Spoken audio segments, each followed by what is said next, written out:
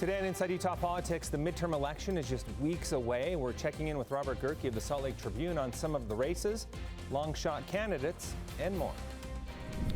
Plus, sounding the alarm over nuclear weapons in China and Russia, what experts are telling Congress on how it should be addressed.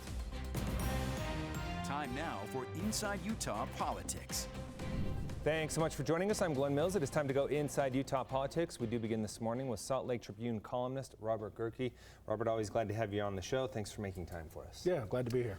Big election coming up, especially on a national scope when you take a look at the balance of power. But as we are now just weeks away and approaching it ever so closely, what are some of the major storylines you're keeping an eye on?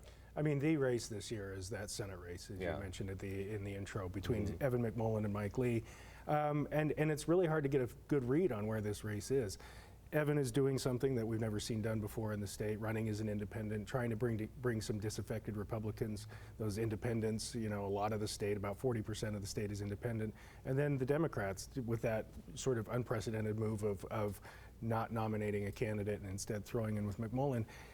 There is on paper a path for him to do that, but it's proving to be pretty difficult. And what we're seeing already, you know, still a couple months out from the actual election, is a lot of money pouring into this race, millions of dollars from, you know, outside groups supporting them, from the candidates themselves. And so we're going to continue to see that. It's going to probably set records for spending and I would say also probably for nastiness of the campaign. In Utah, we tend to be a little genteel. We kind of don't like the rough and tumble politics, but this one's already right out of the gate getting pretty heated. Yeah, and that's unusual for us in the general election. We haven't seen a competitive statewide race in decades. No. What significance is that when you consider it? Yeah, I mean, it's been 30, 40 years since we've seen a competitive race, and that was probably for the gubernatorial run. I think it's, people talked about how this might depress Democratic turnout, but I think if you have a competitive race at the top of the ticket, you might actually see more turnout, and that might have some impacts down ticket, maybe not in the congressional races, but potentially in some of the legislative races, and maybe in particular the Salt Lake County race between Suzanne Harrison and Richard Snellgrove. That's one I'm watching really closely because the balance of that council could depend on the outcome of that race. Also on the county level, you have an open seat in the county clerk that hasn't been open in 32 years. Right. That's a pretty fascinating race as well. It's an interesting race because of all the election dynamics we have. With the election denial that comes out of the Republican Party, some of the you know, reforms, I guess, to put it politely, that the Republican candidate wants to institute. And then you've got a young up-and-comer in Lanny Chapman on the Democratic side, and it's going to be real contested, and there's a lot that depends on it. In Utah County, for example, the impact that some of these clerks have, the candidate down there wants to do away with mail-in voting, which doesn't have the authority to do that unilaterally, but there could be a push for that. And these clerks do have a lot of influence on sort of the ease and the ability for voters to cast their ballots. Yeah, and I am going to have, just to let our viewers know next week, the two Salt Lake County clerk candidates here on the show so that you can get to know more about them.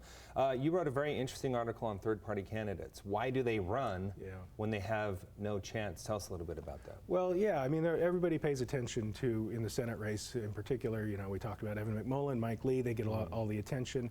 You have these, every year you have candidates running at various levels who really don't have an opportunity to win. The system is rigged to sort of benefit the parties in power, that you get two choices. And so what motivates these people to put in their own time, their energy, their effort to run? And this individual I focused on, James Hansen, he's a school teacher down in Monument Valley on the Navajo Reservation, a libertarian candidate, never run for office before, and he says he's doing it because he wants to get his message out there about making the world more peaceful, more just, and it's sort of this fundamental belief that there needs to be a dialogue and maybe other choices, and that people should cast their ballots for the person that they believe in, not necessarily Republican or Democrat. Another interesting point that ties into the Senate race with Lee and McMullin is you talked about how he's trying to draw conservatives and liberal Democrats to him. How could that potentially impact this race? And particularly Misty Snow you brought up. Yeah, it is interesting because James says he would hope to get about 3.5%, which is what the Libertarian candidate for president, Gary Johnson, got when he ran in 2016. It's not going to put him in the thick of it, right? But 3.5% in a tight race could sway the outcome. He could be a spoiler. He says he doesn't think he's a spoiler. He said he thinks people, again, should vote for the candidate they believe in the most. But, you know, there are Republicans who are upset, he says, that he's talked to, who have you know, fallen out with Mike Lee because of the January 6th and his support for Trump before and after that. And then, he specifically pointed me to Misty Snow, who said she's going to be voting for James Hansen because he's the only candidate in the race who's pro-choice and is better on LGBTQ issues than Evan McMullin. And so there is a segment of the Democratic Party who's not coming around to Evan. And how much is that going to be, and what impact could that have? I mean, we got to wait till November, I guess, to see. Yeah, that's the larger dynamic there, because Misty, we all remember, ran against Mike Lee last time. Yeah. But there was this question: will those? There were about 43% of delegates who said we don't want to do this. We want to put Kel Weston as our candidate on the ballot. So will they come around for McMullin? And obviously, it's not scientific, but that's one person saying no, she won't. Yeah, I'm kind of two minds on this. I think there are some Democrats who you're not going to get. They don't like that McMullin is sort of moderate, trying to thread this needle between the Republicans and the Democrats and the conservatives and liberals. And they're not going to get on board with that. But I think for some, there's the possibility that, as we mentioned earlier, this is going to be the first competitive statewide election we've seen in a long, long time, and that opportunity for Democrats to, for the first time in decades, to have their vote actually count might bring more of them on board. So I'm kind of the mind that most of the Democrats will get on board, not all of them certainly.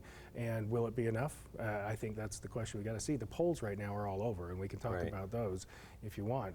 Both candidates have their own polls that say that they're doing well. Mike Lee says he's ahead by 18. Evan says he's ahead by 1. They can't both be right. Some of the independent polls, the Utah Debate Commission had one out that had Lee up by about 10 or 11. And there was a centrist PAC that came out with a poll that said it's about 3 or 4. So, you know, it could be anywhere in there. I think the centrist PAC one is interesting because they polled this race earlier and it was a much larger lead for Lee. And that sort of would indicate, if their polling is accurate, that the race is tightening some, which isn't surprising. You talk about the moderate Republicans. What are you hearing as you talk to them? As I do, I hear a lot of them say, you know, in the end, we're going to go with Lee, because mainly concerns of committee assignments and party loyalty in Washington, D.C. Yeah, I think that's a big thing for them. They don't want to see this race, and this race could potentially, if McMullin wins this race, it could determine the outcome of who controls the Senate, especially the direction some of these races in Wisconsin and Georgia are going. So when they look at that, there is some concern, probably rightfully so, that if they vote for Evan McMullin, it might keep Democrats in power, and they don't want to see that. So I think you will see people who are on the fence, Republicans who are on the fence, maybe come home to Mike Lee at the end of the day, say, maybe we're not comfortable with the way he behaved around January 6th and after the election, but ultimately it's a team sport, and we would rather see Republicans in power than, you know, 2 more years of Democratic control of the Senate. Such a fascinating race, and we'll be watching every minute till the end. Back to the third-party candidates, we saw 2 of them qualify for the Utah Debate Commission's debates. So you talk about James, who doesn't have as big of a platform, but 2 candidates in both the 2nd and 4th are going to have a bigger stage to share their message. And they kind of are making some headway. Some of the candidates are making some headway, and I think this United Utah Party has been, you know, fighting for a long time to get membership, but this polling shows that, you know, maybe they are gaining some traction. We had a third-party candidate, libertarian candidate, in one of the debates last time around. Rob Latham debated. So it's not unprecedented. It's not unheard of. And I think my personal feeling is that it brings something to the discussion. It brings a variety of viewpoints, and they can kind of play off each other. It changes the dynamic a lot, so I'm excited to see it. All right, Robert, always appreciate your insight and having you share it with us on the show. Thanks for being here. Appreciate it. Great to be here. So the latest poll from the U.S. Senate, as we just heard, gives Mike Lee an 11-point lead over challenger Evan McMullin. We're going to dig into this a little bit more with our panel later in the show. But first, a bipartisan report critical of our correction system, specifically inmate deaths. Reaction after the break.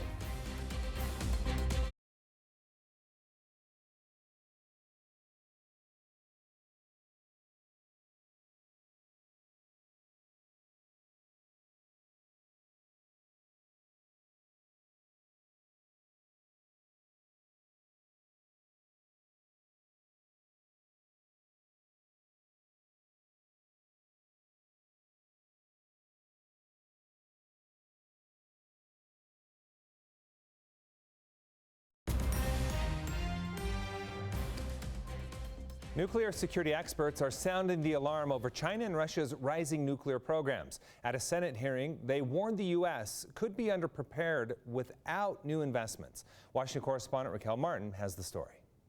Nuclear security experts are urging Congress to quickly address growing threats from China and Russia. The doomsday clock tool is now set at 100 seconds to midnight. In contrast, at the end of the Cold War, the clock setting was 17 minutes to midnight. Tuesday, a panel of experts warned senators that both China and Russia have dramatically increased their nuclear capabilities. The world is very different now. Franklin Miller, a nuclear defense expert and former special assistant to President George W. Bush, said as Russia and China continue a more aggressive global strategy, the U.S. must proactively prepare for how to respond if those two countries unite. Our goal must be a secure and effective deterrent. To do that, these experts say the U.S. must modernize its technology, recruit more talent, and pursue updated treaties with both countries. And I repeat, it is an urgently needed one. Democratic Senator Gary Peters says he's also concerned about what happens if China or Russia develop autonomous nuclear weapons. If they go that distance, we'll be under a lot of pressure to make sure that we can respond. Clearly, this is coming. This is not if, this is when. It's clear to me that we're not prepared for this reality. Oklahoma Senator Jim Inhofe says a bipartisan group of lawmakers are working together right now to ensure the country's defenses do not fall behind. In Washington, Raquel Martin. An investigation into deaths in prisons has lawmakers calling for more transparency and accountability. They say the Department of Justice failed to count hundreds of those deaths. Washington correspondent Hannah Brandt explains why that matters. I'm trying also to get you out of there. I just need to go to the hospital. I'm going to die in here. In a congressional hearing room, Belinda Maley quietly sobbed while listening to a recording of one of her last conversations with her son Matthew, who she says died from heart problems after being in jail in Chatham County, Georgia. It's the most painful thing I've ever had to endure, and I don't want anyone else to do that, to have to go through this. Vanessa Fano shares that tragic connection with Maley. People who are going into those prisons are coming out in caskets. Her brother Jonathan died by suicide while he was in a Baton Rouge, Louisiana prison. My brother needed support, needed medical aid, needed psychiatric care, and he received none of those. A new Senate report says those deaths are part of a pattern. An investigation led by Senators John Ossoff and Ron Johnson found the Department of Justice failed to count and report nearly 1,000 deaths in jails and prisons last year. The American people deserve the truth here. They say not accurately recording who is dying and how it's happening makes it impossible to implement life-saving reforms. What the United States is allowing to happen on our watch in prisons, jails, and detention centers nationwide is a moral disgrace. While it's too late for Jonathan and Matthew, their families want their stories to inspire change. Because your government is supposed to be watching for your best interests. And pushing for changes to occur so that those flaws don't continue taking other lives. In Washington, I'm Hannah Brandt. Coming up, former Vice President Mike Pence in Utah during the week. Will he make a run for the White House in 2024? We'll check in with our panel after the break.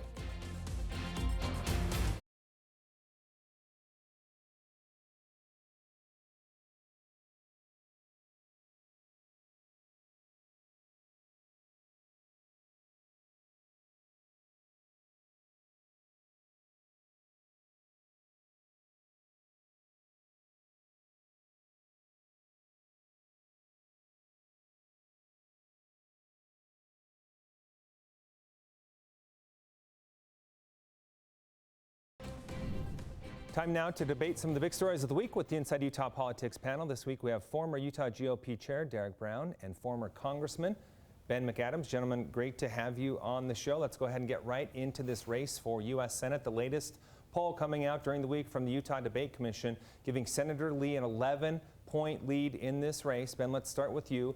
On this very show about a year ago, you started laying the groundwork for this idea of Democrats getting behind independent challenger Evan McMullin. How do you assess the race as we speak in this moment? You know, what we can see from all of the polling, and there have been polling all over the map on this, but all of them reaffirm that this is a close race. And it really is, I think that's pretty exciting for the first time in decades, Utah has a statewide general election that's a close race. Voters are tuning in, voters are excited, and it's, I think, exciting for democracy to see so much excitement for this race and people really weighing their vote heavily. And, you know, as you mentioned, Glenn, I'm supporting Evan McMullin. I think he's an honorable, respectable person, and I'm happy to see so much engagement around the campaign. All right, we're going to dig into more of the engagement centered around this race in just a minute. But Derek, let's bring you in. How do you assess the race given this latest poll? Well, I view the polls a little different. I mean, these are double-digit margins. Senator Lee, you know, by virtually every poll that I'm seeing that's credible, it ranges from like the debate commission poll of 11% up to 18 or 19%. And so as you look at the different polls, I mean, I think they're at that point of the campaign where it's sort of a battle of the polls. And every time there's one that's kind of slightly showing it slightly closer, McMullin will say, hey, things are close. And then ironically, then Senator Lee will then use that poll in an effort to raise funds. And so I think that also kind of backfires a little bit. But I think when push comes to shove, you know, the reality is it's a double-digit lead for Senator Lee at this point in time. And so, you know, when the election day comes and goes, I think we're going to probably see something in that range in terms of the margin. Let's talk more about those margins, because you're right, Ben. You brought up how these polls are all over the place. Evan McMullin's last internal polling that was released showed him up by 1. The internal polls I've seen from Senator Lee, 18 plus. Some of the more independent polling from like the Hinckley Institute and then the Debate Commission, anywhere from 4 to 11. What do we make of this wild range of numbers? Well, I think you need to look at the methodology of the poll and what really went into it. So this same Debate Commission poll 4 years ago when I was running against Mia Love showed me losing by 10 percentage points. I ended up winning that race.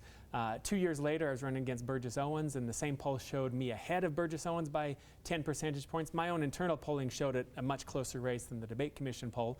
So I don't put a lot of stock in the like slicing and with a scalpel the numbers on this poll.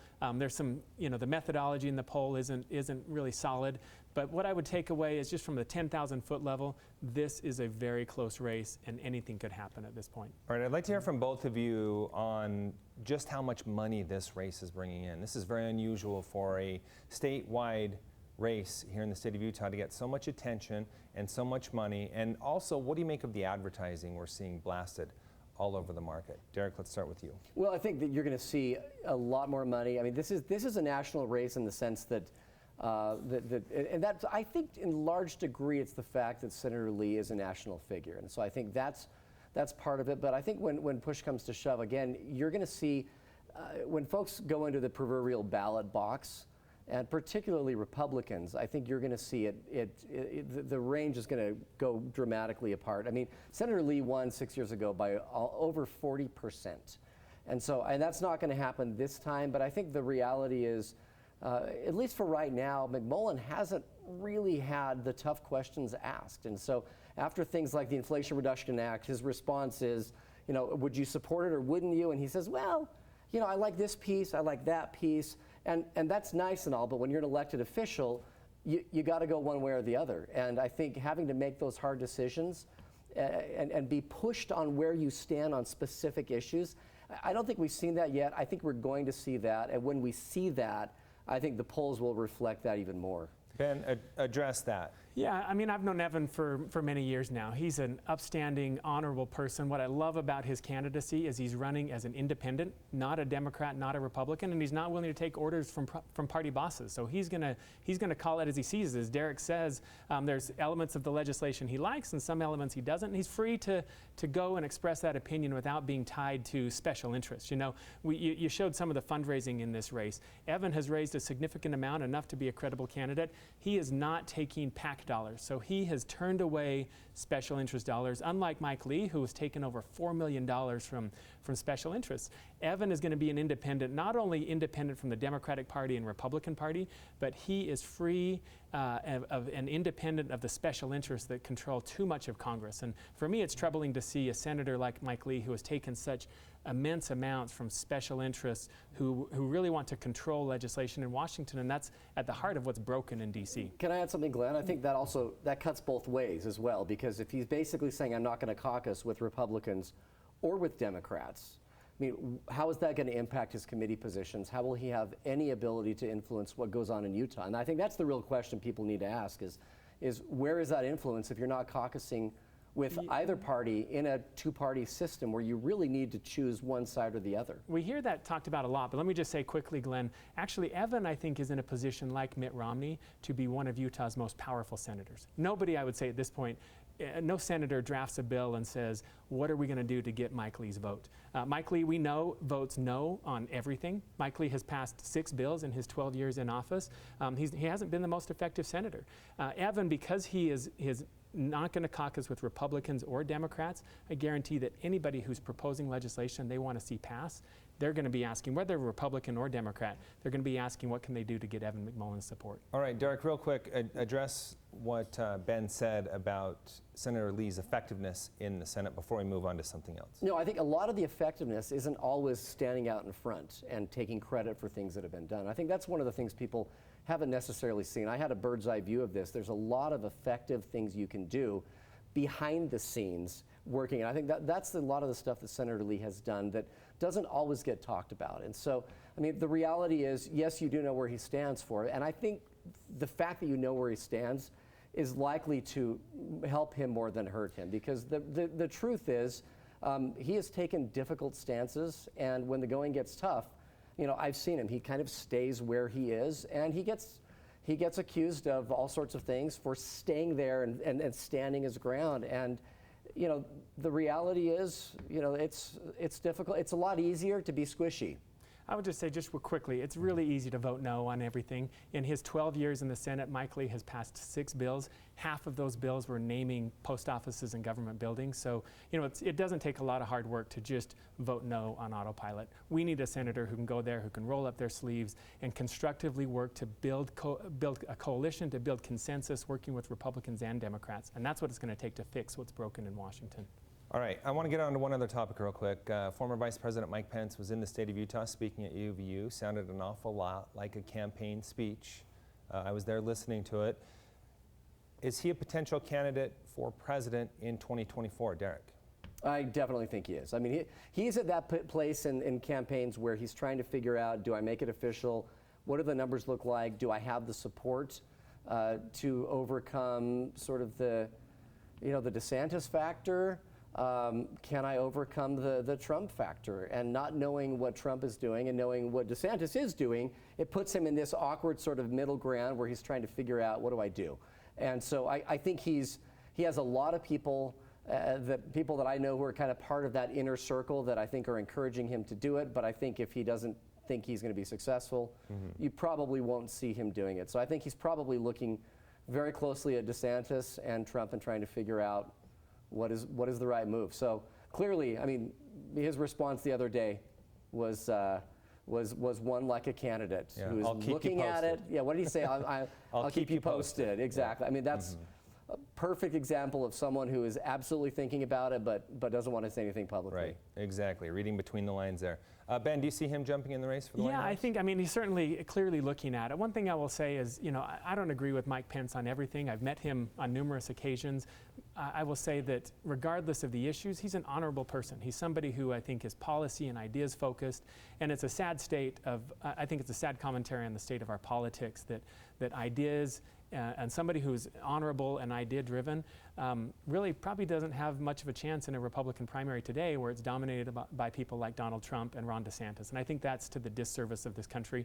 But let me just say how great it was to have him in the state. I'm so excited to see what UVU is doing with the Herbert Center and bringing these discussions to students and really to the people of Utah. All right. God, we ran out of time. I really wanted to get into that dynamic of a Pence-Trump primary, but unfortunately, we don't have time to go there. It takes a lot of time. Yeah, exactly. All right, gentlemen, really appreciate your insight. Thanks so much for being here with us. Thank you. Thanks, Glenn. Stay with us. We'll be right back with more Inside Utah Politics right after the break.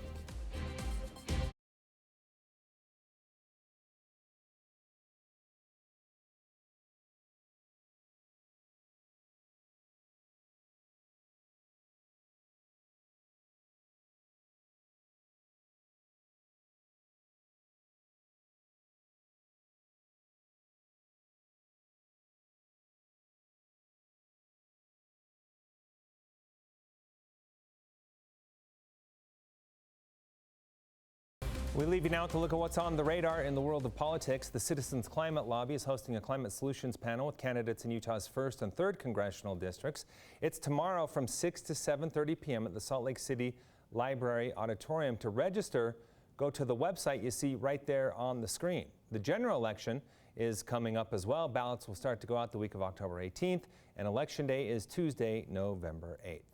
Make sure to connect with me on social media. I'd like to know what you think of this show and other issues that are important to you. You can email me at InsideUtahPolitics@abc4.com. You can also follow me on social media. Thanks so much for making us part of your Sunday morning. We hope to see you again next week as we go inside Utah politics.